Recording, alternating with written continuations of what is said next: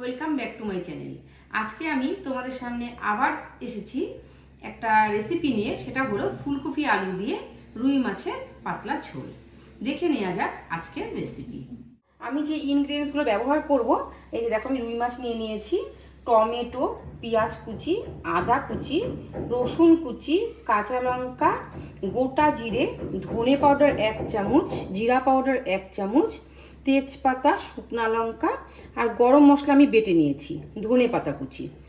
আর মাছটা করার জন্য আমি ফুলকপি আর আলু কেটে নিয়েছি।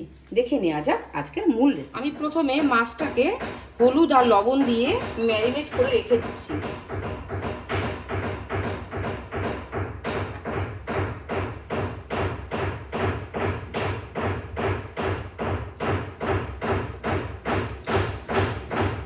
বসিয়ে দিলাম, কড়াইতে অল্প করে জল দিয়ে দেব।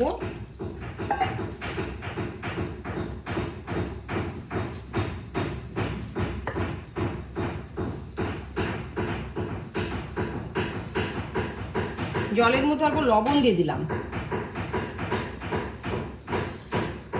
এবার আমি ফুলকপিগুলোকে ভাপিয়ে নেব।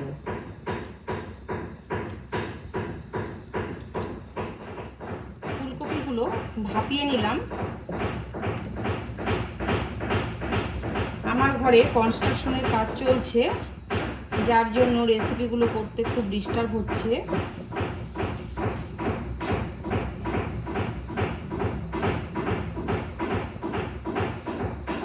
গরম জলের মধ্যে নুন ফেলে ফুলকপিগুলো ভাপালে যদি পোকা টোকা থাকে তাহলে বেরিয়ে আসে।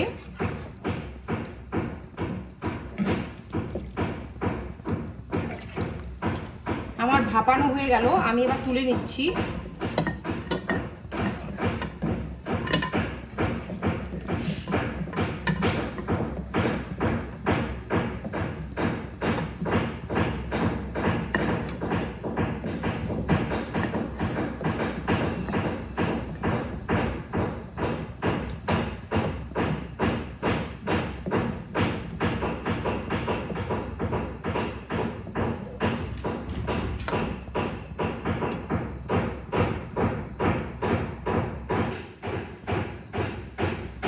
আবার কড়াই বসিয়ে দিলাম। এবার আমি মাছগুলো ভেজে নেব। কড়াই আমার গরম হয়ে গেছে, আমি কড়াইতে তেল দিয়ে দিচ্ছি।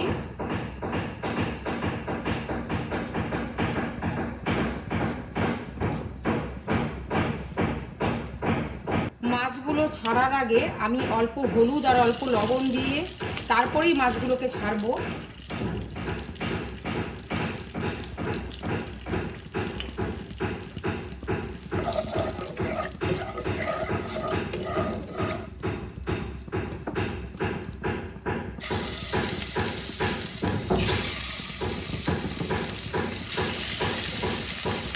এইভাবে যদি মাছগুলো ছাড়ো তাহলে তেল ছিটকাবে না এবং কড়াইতে লেগেও ধরবে না। এই ছোট্ট ছোট্ট টিপসগুলো যদি আমরা খেয়াল রাখি তাহলে আমাদের রান্না করতে খুবই সহজ হয়।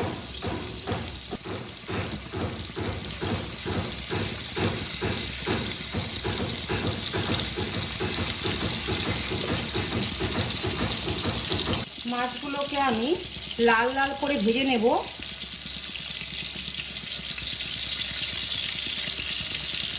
মাছ যত ভালো করে ভাজা হয় তত মাছের ঝোল টেস্টি হয়।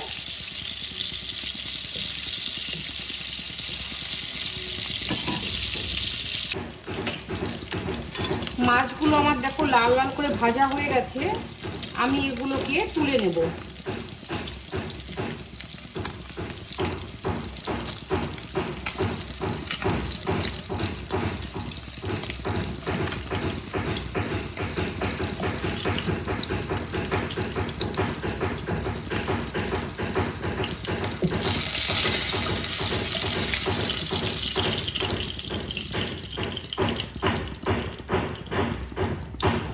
আমি এইভাবে বাকি মাছগুলো ভেজে নেব। এবার আমি ফুলকপিগুলোকে ভেজে নেব।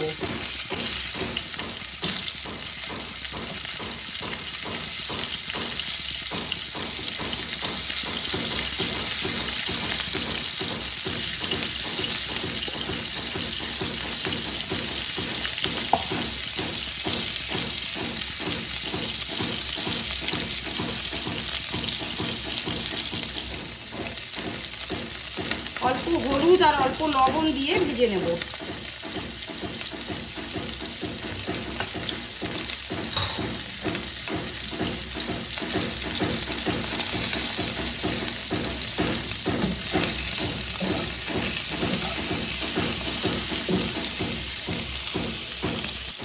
দেখো ফুলকপি ভাজাগুলো আমার হয়ে গেছে প্রায়, খুব সুন্দর গন্ধ বেরিয়েছে। এবার আমি তুলে নেব।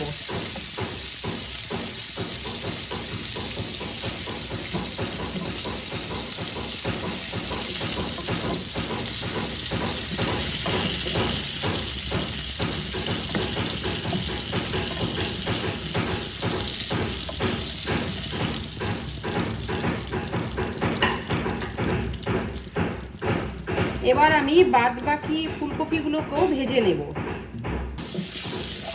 দেখো আলু আর ফুলকপিগুলোকে একসাথে ভেজে নিচ্ছি।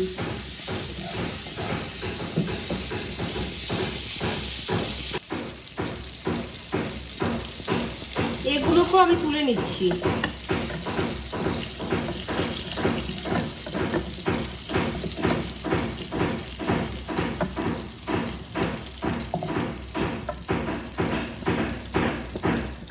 এবার আমি একটি মিক্সিং জারে আদা, কাঁচা লঙ্কা, রসুন আর গোটা শুকনো লঙ্কার একটা পেস্ট বানিয়ে নেব। আবার কড়াই বসিয়ে দিলাম, অল্প তেল দেব।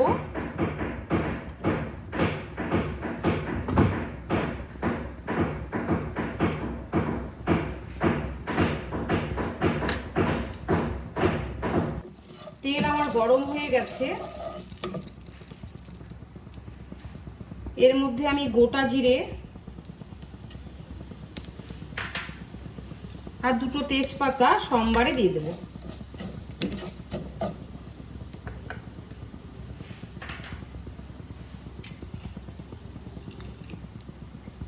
ফোড়ন থেকে একটা সুন্দর গন্ধ বেরোলে আমি পেঁয়াজ কুচিগুলোকে ছেড়ে দেব।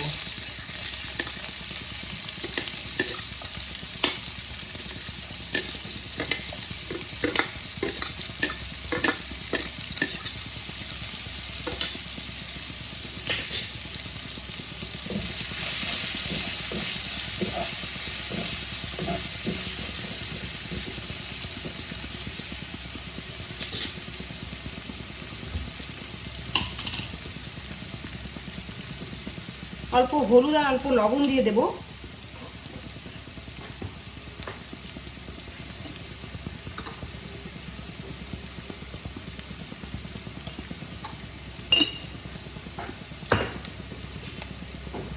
আবারও বলছি, লবণ তোমরা স্বাদ অনুযায়ী দেবে, যে যেরকম লবণ খাও সেরকমই দেবে।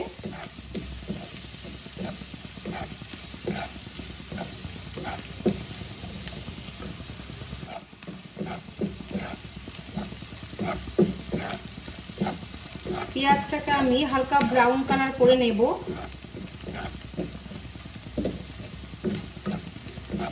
বন্ধুরা, এইরকম একটা রেসিপি ফুলকপি আলু দিয়ে মাছের ঝোল খুবই টেস্টি হয় খেতে। এবার আমি আদা কাঁচা লঙ্কার পেস্টটাও দিয়ে দেব।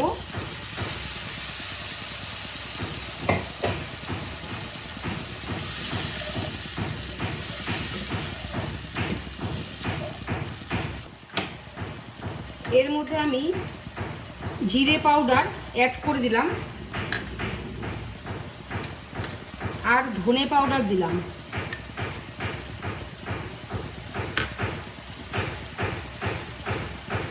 অল্প Kashmiri red chilli powder add করলাম, কালারটা হয় সুন্দর।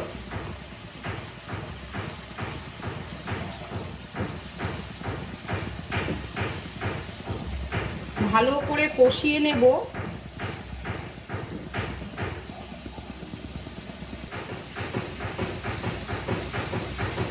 এবার আমি ফুলকপি আলুগুলোও ছেড়ে দেব।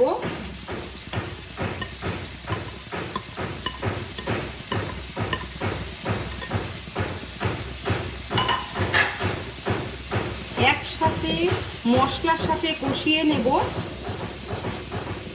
এইভাবে মশলার সাথে যদি ফুলকপি আলুগুলোকে কষিয়ে নিই তাহলে খুবই টেস্টি হয়, মশলাগুলো ফুলকপির মধ্যে ঢুকে যাবে।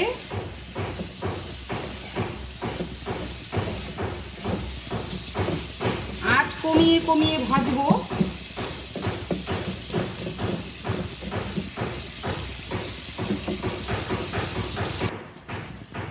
অল্প অল্প করে জল দিয়ে কষাবো, তাহলে একদম ভালো মতন করে কষে যাবে মশলাগুলো।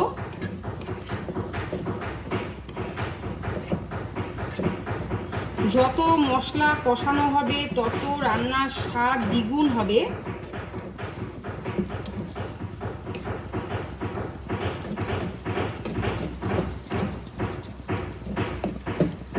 আঁচ কমিয়ে ঢাকা দিয়ে দেব।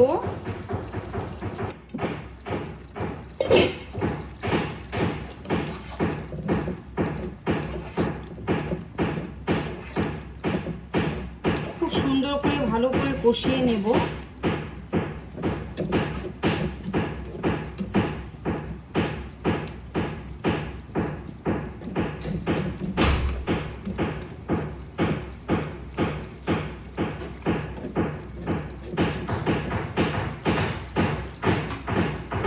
আবারও ঢাকা দিয়ে দেব।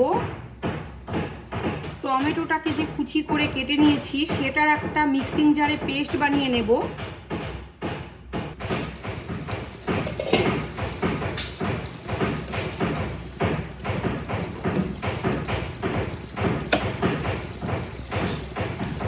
দেখো আমি এবার টমেটো পেস্টটা দিয়ে দেব। এবার আমি একসাথে কষাবো। আমি আগে টমেটো পেস্টটা ইউজ করিনি, এর জন্য যাতে ফুলকপি আর আলুগুলো ভালোভাবে সিদ্ধ হয়ে যায়। টমেটো দেওয়ার পরে ফুলকপি সিদ্ধ হতে চায় না। এবার আমি খুব সুন্দর করে কষিয়ে নেব। ঢাকা দিয়ে দেব।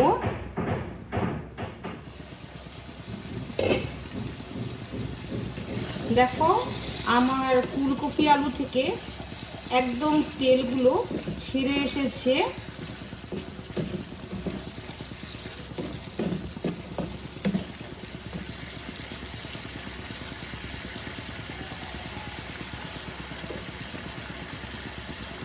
এবার আমি হালকা গরম জল অল্প ইউজ করব।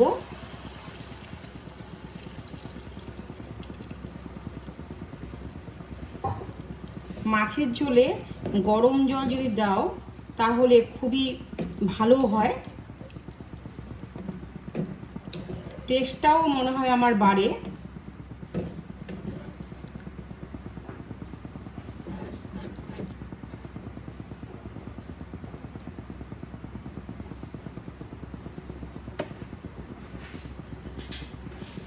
এবার আমি মাছগুলোকে ছেড়ে দেব।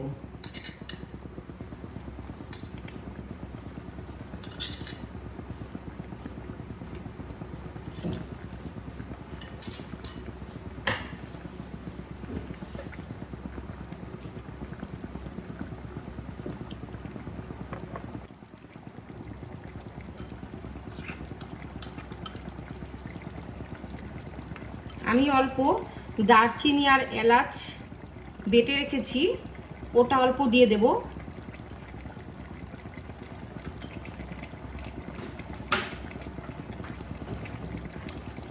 ধনেপাতা কুচি দিয়ে দেব।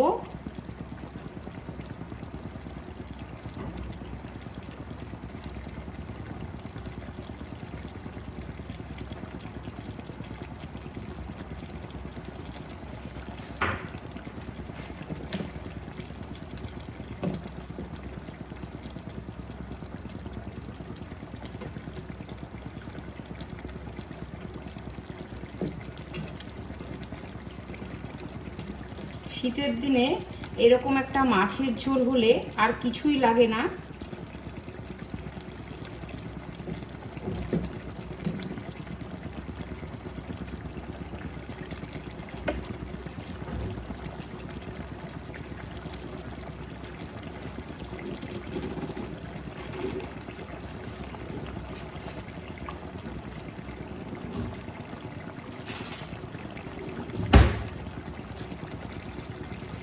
স্বাদটাকে ব্যালেন্স করার জন্য আমি অল্প মিষ্টি দিয়ে দেব।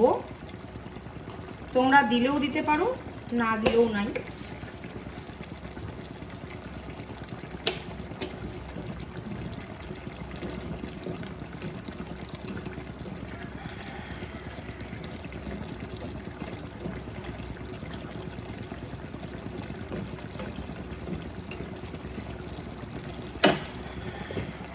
ঢাকা দিয়ে 2 মিনিট ফুটিয়ে নেব। নামানোর আগে দুটো কাঁচা লঙ্কাকে আমি চিড়ে নিয়েছি, ওটা দিয়ে দেব। এতে ফ্লেভারটা ভালো আসে।